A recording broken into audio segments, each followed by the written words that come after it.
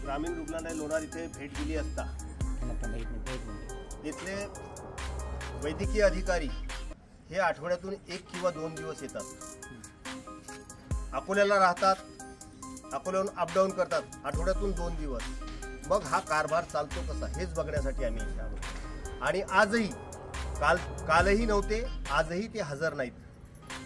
आणि फोन केला तर कर्मचाऱ्यांनी त्यांनी बरोबर सांगून ठेवलेले, कुणी आलं तर असं विचारायचं, सर किती वेळ हे यायला पोहोचायला किती वेळ आहे? मग ते बरोबर समजून जातात की लगेच सांगतात नाही मी रस्त्यावरच आहे। कुठे गेला होतात? इथे हालचाल रजिस्टर नाही, हालचाल रजिस्टरमध्ये नोंद करावी लागते, मी कुठे चाललो, काय कामाने चाललो। आठवड्यातून 1 दिवस इथे येतात आणि इथला रुग्णालय हे हवेवर सोडून जातात। त्या शिकाऊ डॉक्टरांना कसं कळायच्या मोठ्या आजारानं ग्रस्त आहे लोणार तालुक्यामध्ये।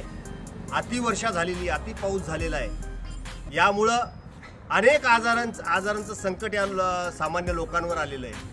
आणि त्याला आधार हे सरकारी हॉस्पिटल आहे। जर इथंच डॉक्टर हजर नसतील तर मग त्या लोकांनी करायचं काय? आणि एखादा पेशंट जर दगावला तर त्याची जबाबदारी कुणाची?